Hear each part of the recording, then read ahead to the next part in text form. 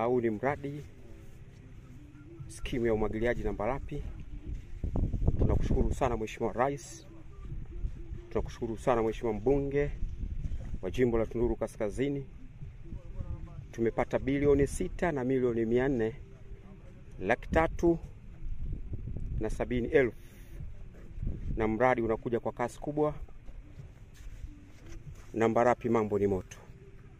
Tunawakaribisha wananchi wote wa wilaya Tunduru waje wapate maeneo kwa ajili ya kuboresha maisha yao.